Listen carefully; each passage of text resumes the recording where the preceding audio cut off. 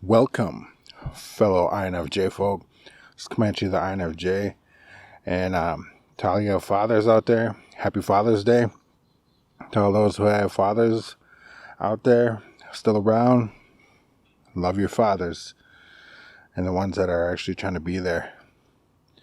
I just sitting around thinking about me being an INFJ and the struggles it is being a father, but also the high points of being an INFJ father.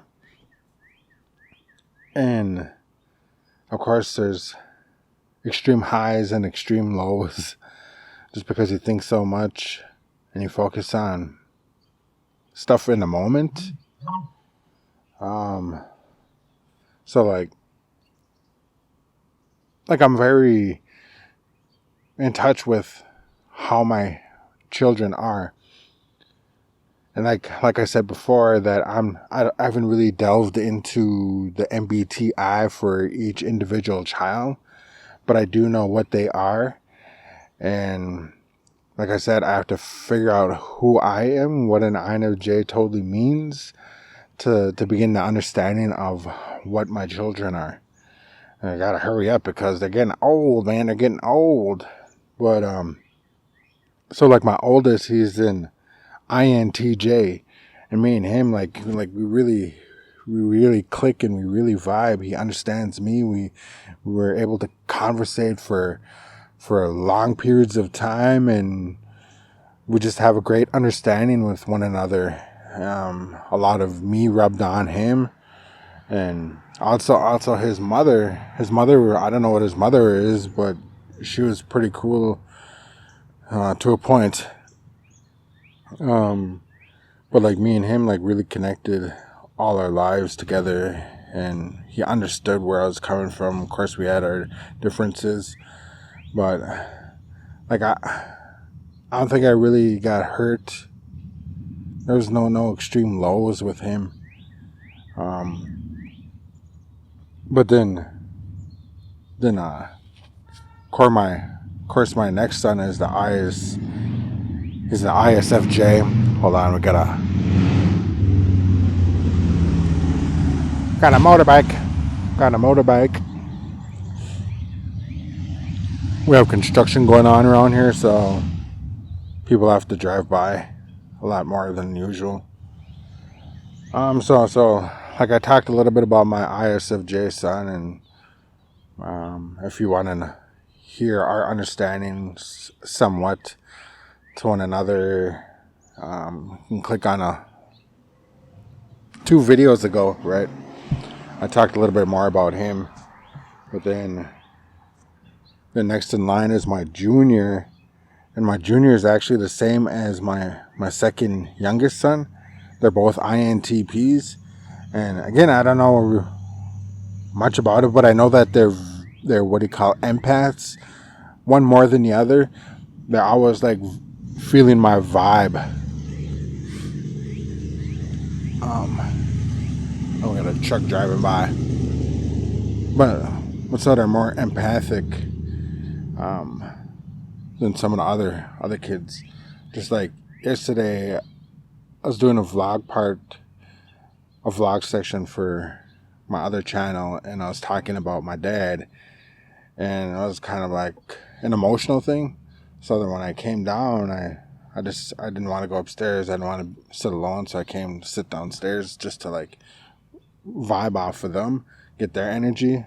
But as soon as I come walking in, he's like, "You all right?" Like he sensed it, and he does that more than my junior. My junior, he senses it too, and he comes up and asks me, "It's like, are you all right? Like, is it feeling like you weren't feeling all right or something?" Like we vibe on each other that way, and I think that's really, really cool. It's different than what me and my oldest son are. We're more on an intellectual base and philosophical base, but me and the middle two kids there, middle two boys, I mean, we're more on a vibration level. We vibe off each other and we feel each other's vibrations and energies. We're more empathic with one another. But yeah, our mind and our processing is very similar, so they understand where I'm coming from and why I say things and why I have ground rules. And again, with them, there hasn't been no extreme lows with them. Whenever they got into trouble or started to go down the wrong path, they listened to me and they corrected their path. They understood that going down certain routes is not the route to go down, so they avoid it. So like, I'm gonna get to it at the end. I'm trying to remember, but someone talked about the wolf metaphor type of teaching that we have in our native culture. So I'll try and like connect that up towards the end. I got 3 more kids to go through. I got 7 kids. So then the next oldest one, she's an ENTP. She's not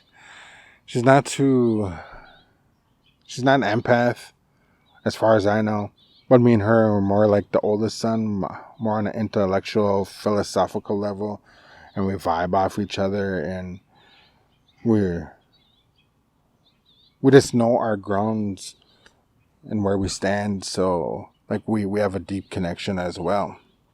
Not to say none of us, me and all my kids don't have a deep connection. Like, that's the point of me being a parent, is understanding them as much as possible so I can develop a deep connection instead of just surface level. And like, I know that they will all have some sort of secrets and not want to tell me everything, but I try and let them know that I am here.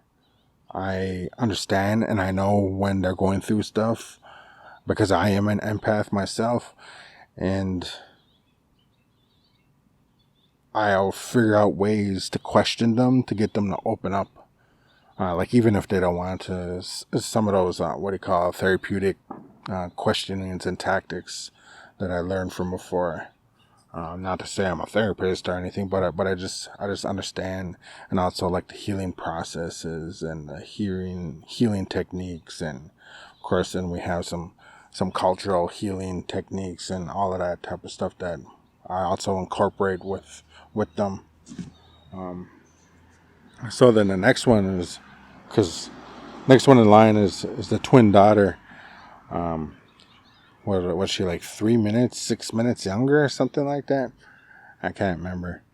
But yeah, so she's an ESFP, and this is the difficult one. She's the difficult one. That's the one that I have that extreme lows with, because I do not understand. Like, she's real empathic as well, and she needs to be needed and needs to have a lot of attention, but then she finds negative attention and she thrives on attention, and she doesn't understand the boundaries of following the negative attention. And same with the other daughter, because they're both extroverts. They thrive on the attention and being around others. But yeah, more so the second oldest daughter, and it's more so she gets caught up, and it's a disconnect that me and their mother have. Like, their mom wants to remain cool with them, and I understand that, but she tries not to. I don't know if she does it on purpose. My wife's an ISFP, but she doesn't listen to what I'm saying. I think it's because like I come off like I know what I'm talking about, or I know more than you, but it's like I know it, and I know what's going on because I have an understanding, and I can read patterns, and I just all the stuff that I researched on behaviors and all of that type of stuff. Anyway, so I always said what that daughter needs to do, and when we have to step in, and how we have to step in.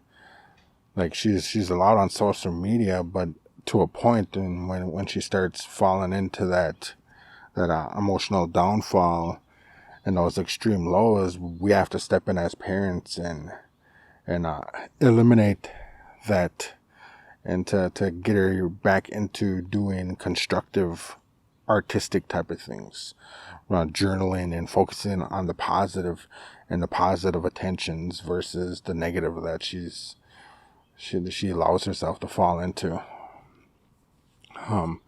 So like with her, just because I'm not her biological dad, she has thrown that in my face at times, and to her friends, because a lot of her friends around here don't have their biological dad in their life, and so they say that's just my stepdad and he's not my real dad, and they influenced her so much that it created a negative vibration within our family, and a wall between me and her mom and me and my daughters, because they kind of supported and encouraged each other in that way. Like that's our stepdad. Don't gotta listen to him, and just denying all my rules just because that's what their friends, female friends, do. They have friends who are more positive and focused on education and staying out of trouble, but for some reason they don't stick with those kind. I don't know what their problem is. Like, I was totally the opposite. Like, I had the negative friends, but I knew when to step away and get away from them. Like, if they smoked weed or drank or anything, it's like, all right, well, you can go do that. I'll come check you out another time. It was always easy for me, like, because I didn't want to get into that. I didn't see no point of getting into that. I was a minor. I had to follow rules and regulations for a reason. There's a purpose for rules and regulations. So I understood that. And for them to not understand that after multiple times, it was like a year and a half that they're being so rude and disrespectful. And the past half a year, like, I've like really stepped back and not engaged with them as much. More so this one, the ESFP, because she still vibes on it and she still says all that stuff, and she jumps in and tells her other side of her family, her mom's side. So just being like we both are, and in my family, we try and just like focus on being good to one another and having fun.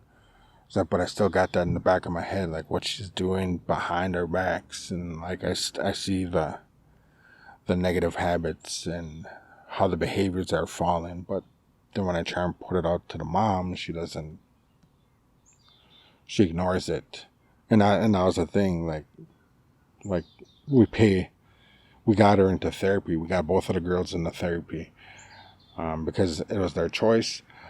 But also, the mom ignores what the therapists say, and it's exactly what I've said. And I was so close to coming in. It's like, told you so. Like, you just had to listen to me. We didn't have to be paying hundreds of dollars to send him to therapy. You just had to listen to me. It's like, I already know the practices and everything. I don't know. But I still know it's just having that time to go talk to someone and tell them something that you're not able to tell others.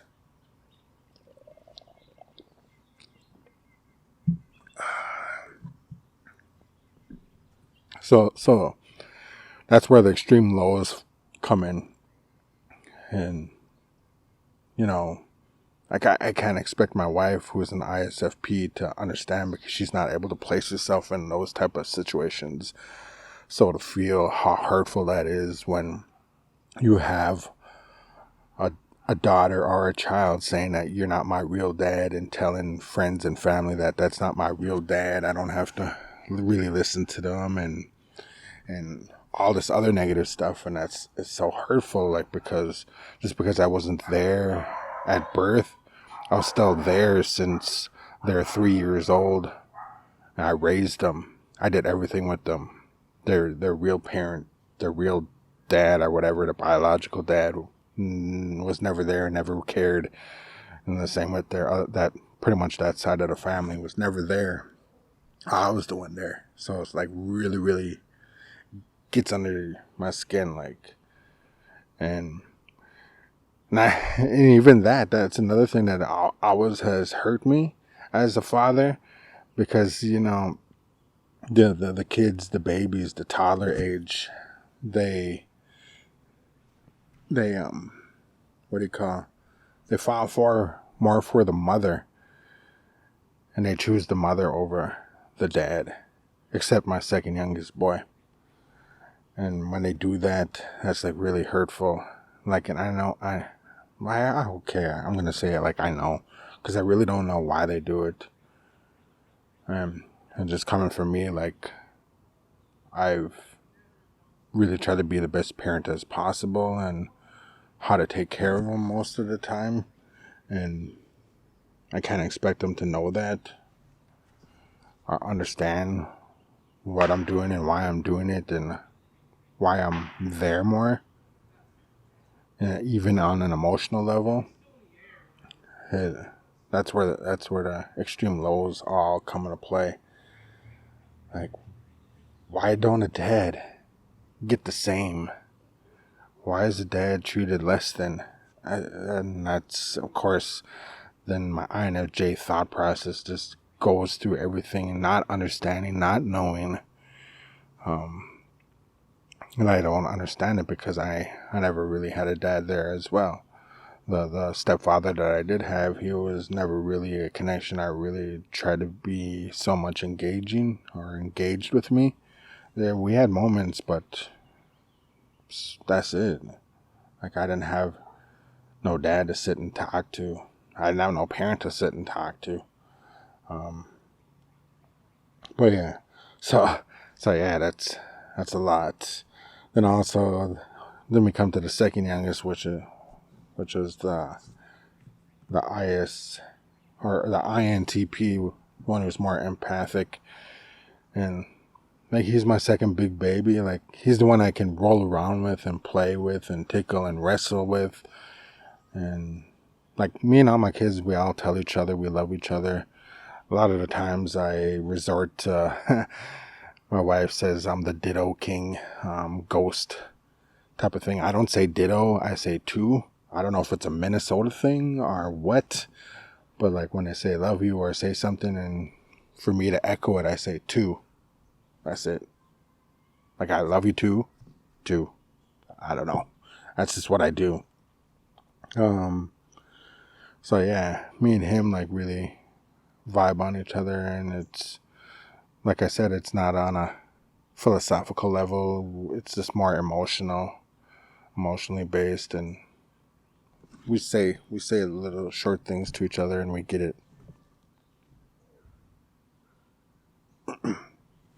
Then we come to the baby, to the seventh and final child. Last but not least, he's an ISTJ. He's very similar to my oldest. Oh, so INTJ, ISTJ. But he's like he's an old man baby. That's what we always call him, because he always seemed like he had an older soul. But yeah, he used to be real babyish. He understands now, and he tells me that he's pretty intelligent. He's kind of like I was, like, read a lot of books as a child. And, yeah. And me and him are just playing around, Google, all the same thing with my two youngest, just playing around, and sometimes we talk intellectually. I think I talk more intellectually with my baby than my second oldest, just because he's asks more questions, and then he can tell that his attention is more involved, and he gives feedback, and it's more conversational. So yeah, that's where I come. So then, like, well, how that wolf metaphor teaching comes into play, it's like what I try and teach my kids, not so much focusing on the good wolf, the bad wolf, but it's I throw it in there, now and then. Oh my God, next door's. I better hurry up. So how it goes is the wolf that you feed the most is the wolf that is gonna overpower your life. So the good wolf is about you focusing on the good stuff in your lives. And when you focus on the good stuff in your lives, you're feeding that good wolf, and you start doing more good things, and good things come in result of it. Same with the negative, the bad wolf. The bad wolf is always there. Like we both got a bad wolf and good wolf spirit inside us. So like whatever you're gonna feed is what's gonna come out and win. And so that's what I try and teach my kids. Like it's easily your brain is gonna focus on this, and this is what it's gonna manifest in your life. And it's all about manifestation. You focus on that stuff, and like I'm different. I focus so much on everything because I'm your guys' parent. I have to understand where all you, and it has to be a constant reflection on your guys' situation, how you guys are vibing, what you guys are showing me, what you guys are saying to one another. Like, oh my God, it's so intense, like a daily thing. So when I'm hiding up in my room, it's because I need to reboot all the time. And I wish I didn't have to be like that all the time, but it's so it allows me, like I said, to reboot, but then process everything where they're feeling. It doesn't take me that much to like vibe off them and to get how they are. It's just little interactions, and I see how they're feeling through the day. Then I make sure to check in with them multiple times throughout the day. I don't need to sit there and be with them, but there is times when I know I have to sit there and listen and question and be therapeutic with them, be motivational with them, motivational interviewing, that type of stuff. And yeah, like being an INFJ parent is pretty intense and pretty engaging and pretty draining. A lot of highs, a lot of lows, extreme lows. Like one of my favorite characters and books and movies that I really connected to is Anne of Green Gables, and her talking about kindred spirits, loving kindred spirits, and they're rare, but you look and you find the kindred spirits, but then also at times you fall back into the depths of despair, and the depths of despair is the extreme lows. And that's how parenting is for me. It's how life is, but more so talking about parenting. And I wish my kids understood it. I don't like I try and throw them a bone here now and then, but their processing is limited, and they're so focused on the here and the now and what they're doing. But like a lot of them, they're empaths, and they check in and they make sure I'm okay and all that type of stuff. So I appreciate that. But yeah, so I that's all I wanted to say. Happy Father's Day, and this is how it is for me as an INFJ, being a father, being a parent. The extreme lows and extreme highs. Yeah, I don't know. But yeah, it's Comanche the INFJ. Thank y'all for listening. Leave a comment down below for anything that connected with you or that you wanted to hear more of. I'm sure with the good wolf, bad wolf thing, I could go into more depths in a later video, but I think this video is pretty long. But yeah, enjoy the day. Father's Day. Appreciate your fathers, because you don't know when they're gone. Oh, and that was another thing. That's what I was talking about. The last time I tried to go find my dad, I was a week late and he was already passed away. Then I was the one who buried him by myself. That was very, very sad. None of his other kids or my brothers or sisters were there. None of his other family members were there. It's just because the life that he lived. But I was appreciative because he showed me the best of himself. Where others didn't get that. Yeah. So appreciate what you got. Appreciate what your father tries to do for you. Even more so, all your parents. Yeah. All right. Live long and prosper.